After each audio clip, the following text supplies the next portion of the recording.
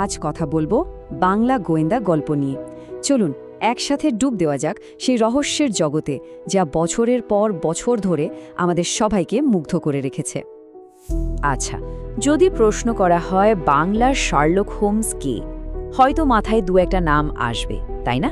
কিন্তু আসল সত্যিটা হলো এর কোনো একটাই উত্তর নেই। আর ঠিক এখানেই লুকিয়ে আছে ১০০ বছরেরও বেশি পুরনো এক অসাধারণ সাহিত্যের ইতিহাস। শুনলে হয়তো একটু অবাক লাগবে, কিন্তু বাংলা গোয়েন্দা গল্পের শুরুটা আসলে কলকাতায় হয়নি, হয়েছে পশ্চিমে। মানে রহস্য সমাধানের যে টান, সেটা তো মানুষের মধ্যে সবসময় ছিল, কিন্তু এর আধুনিক সাহিত্য রূপটা প্রথম দেখা যায় ওয়েস্টার্ন লিটারেচারে। আর সেই হাওয়াটাই খুব তাড়াতাড়ি এসে লাগে বাংলায়, আর জন্ম দেয় একেবারে নতুন একটা ধারার। আর সবচেয়ে ইন্টারেস্টিং ব্যাপার হলো এই আইডিয়াগুলো কি দারুণভাবে হাজার হাজার মাইল পেরিয়ে এসে এখানকার লেখকদের অনুপ্রাণিত করেছিল। ভাবুন তো একবার, ১৮৪১ সালে এডগার অ্যালেন পো তৈরি করছেন গোয়েন্দা দুপ্যাকে। এর কিছু বছর পর উইলকি কলিন্স লিখছেন দ্য মুনস্টোন, আর তারপর ১৮৮৭-তে আর্থার কনান ডয়েল নিয়ে এলেন শার্লক হোমসকে। আর এই সব কিছুর প্রভাবে সে পড়ল সরাসরি বাংলা সাহিত্যে।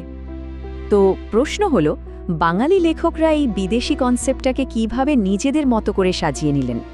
তারা এমন সব গোয়েন্দা তৈরি করলেন যারা বিলেতের কুয়াশাচ্ছন্ন রাস্তায় নয়, বরং আমাদের চেনা কলকাতার ধুলো মাখা পথে হেঁটে বেড়াত, রহস্যের সমাধানও করত আমাদেরই আশপাশের পরিবেশে। শুরুর দিকে কিন্তু দুটো বেশ আলাদা ধারা দেখতে পাওয়া যায়। একদিকে ছিলেন প্রিয়নাথ মুখোপাধ্যায়, যিনি নিজে ছিলেন একজন আসল পুলিশ ডিটেকটিভ। উনি ওর নিজের অভিজ্ঞতা থেকে লিখতেন দ্বারকার দপ্তরের মতো একেবারে সত্যি ঘটনা অবলম্বনে লেখা গল্প। আর অন্যদিকে ছিলেন পাঁচকড়িদে। উনি ডয়েল আর উইলকি কলিন্সের থেকে ইন্সপায়ার্ড হয়ে দেবেন্দ্র বিজয়ের মতো কাল্পনিক গোয়েন্দা তৈরি করেন, যার মূল উদ্দেশ্যই ছিল পাঠকদের ভরপুর বিনোদন দেওয়া। আর পাঁচকড়িদের জনপ্রিয়তা, সে তো ছিল একেবারে অবিশ্বাস্য। ভাবা যায়, সেই সময় তার বই ১ লক্ষেরও বেশি কপি বিক্রি হয়েছিল। এটা থেকেই পরিষ্কার হয়ে যায় যে বাঙালি পাঠকরা তাদের নিজস্ব দেশি গোয়েন্দাদের বরণ করে নেওয়ার জন্য একদম তৈরি ছিল। আর এই শক্ত ভিতের ওপরেই কিন্তু শুরু হলো বাংলা গোয়েন্দা সাহিত্যের, যাকে বলে গোল্ডেন এজ বা স্বর্ণযুগ। ঠিক এই সময়েই আসরে নামলেন কয়েকজন কিংবদন্তি লেখক, আর তারা এমন কিছু চরিত্র তৈরি করলেন যারা আজও আমাদের কাছে অমর হয়ে আছেন। এখানেই একটা বড়সড় বাঁক দেখতে পাই আমরা। শরীন্দ্র বন্দ্যোপাধ্যায় এসে পুরো ধারাটাকে একটা অন্য মাত্রায় নিয়ে গেলেন। তার তৈরি চরিত্র ব্যোমকেশ বক্সী নিজেকে কিন্তু ডিটেকটিভ বলতেন না, বলতেন সত্যান্বেষী, মানে আ ট্রুথ সিকার। তার কাছে আসল কাজটা অপরাধীকে ধরা নয়, বরং সত্যটাকে খুঁজে বের করা। শরদিন্দু নিজেই এক জায়গায় বলেছেন যে উনি গোয়েন্দা গল্পকে একটা ইন্টেলেকচুয়াল লেভেলে রাখতে চেয়েছিলেন। জীবনকে এড়িয়ে কখনো গল্প লেখেননি। ওর গল্পগুলো শুধু কে খুন করেছে এই প্রশ্নের মধ্যে আটকে থাকত না, বরং মানুষের সাইকোলজি, সমাজের জটিল সব সমস্যা, নৈতিকতার দ্বন্দ্ব, এই সব কিছুই উঠে আসত তার লেখায়। এরপর এলেন এমন একজন জিনিয়াস, যিনি শুধু একটা গোয়েন্দা চরিত্র তৈরি করেই থেমে থাকেননি। তিনি তৈরি করলেন একটা গোটা টিম, একটা অবিস্মরণীয় ত্রয়ী, যারা ছোট বড় সবার মন জয় করে নিল। হ্যাঁ, ঠিকই ধরেছেন, সত্যজিৎ রায়ের কথাই হচ্ছে। কে কে ছিল এই টিমে? শার্প, অ্যাথলেটিক আর তুখর বুদ্ধিমান প্রদোষ সি মিটার, মানে আমাদের সবার প্রিয় ফেলুদা। সঙ্গে তার অ্যাসিস্ট্যান্ট আর গল্পের কথক তারই কাজিন তোপসে। আর অবশ্যই কমিক রিলিফের জন্য মজাদার থ্রিলার লেখক লালমোহন গাঙ্গুলি, যাকে আমরা জটায়ু নামেই চিনি। এই তিনজনের কেমিস্ট্রিটাই ছিল সাকসেসের মূল ফর্মুলা। আর কি আশ্চর্য, আজও এর জনপ্রিয়তা একটুও কমেনি। কিন্তু একটা কথা মাথায় রাখতে হবে, গোল্ডেন এজ মানে কিন্তু শুধু ব্যোমকেশ আর ফেলুদা নয়, এর মধ্যে ভ্যারাইটি ছিল দারুণ।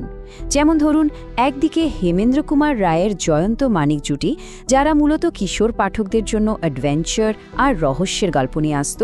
আবার অন্যদিকে ছিলেন নিহার রঞ্জন গুপ্ত।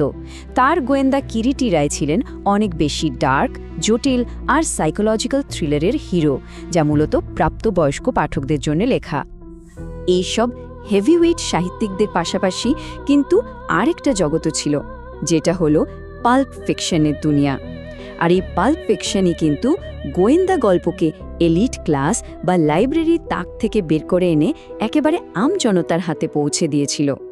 মানে শশধর দত্তের মোহন সিরিজ বা স্বপন কুমারের লেখা দীপক চ্যাটার্জির মতো বইগুলোর কথা ভাবুন। এগুলো ছিল খুবই সস্তা, সব জায়গায় পাওয়া যেত, আর গল্পগুলো ছিল একেবারে রুদ্ধশ্বাস অ্যাকশনে ভরপুর। আর সত্যি বলতে কি, বাংলা পপুলার কালচারে গোয়েন্দা চরিত্রকে একটা আইকনিক জায়গায় পৌঁছে দেওয়ার পেছনে এই বইগুলোর একটা বিরাট ভূমিকা ছিল।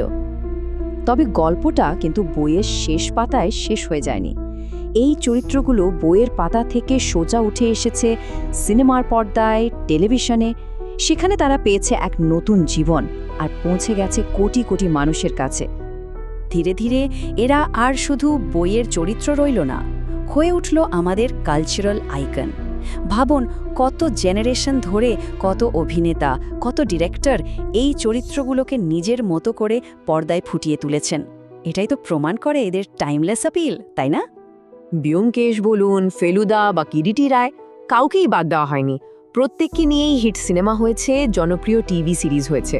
যেমন সত্যজিৎ রায়ের পর তার ছেলে সন্দীপ রায় বাক্স রহস্যর মতো ক্লাসিক গল্পগুলোকে নতুন করে পর্দায় নিয়ে এসেছেন। আসলে স্ক্রিনে এদের এই নিয়মিত আনাগোনাটাই নিশ্চিত করেছে যে এই সত্যসন্ধানী আর অভিযাত্রীদের গল্পগুলো আজও আমাদের মনে একদম তরতাজা। এখন একটা প্রশ্ন মনে আসতেই পারে, আজকের এই ইনস্ট্যান্ট ইনফরমেশনের যুগে, যেখানে গুগল করলেই সব উত্তর হাতের মুঠোয়, সেখানে এই পুরনো দিনের গোয়েন্দারা কেন এখনও আমাদের এত টানে? এর উত্তরটা হয়তো খুব সহজ, কারণ এরা আমাদের মনে করিয়ে দেয় যে সব ডেটা, সব তথ্যের ভিড়ের বাইরেও আসল সত্যিটাকে খুঁজে বের করার যে লড়াই, সেটা একটা খুব হিউম্যান অ্যাডভেঞ্চার। আর সেই অ্যাডভেঞ্চারে আমরা আজও এদের সঙ্গী হতে ভালোবাসি।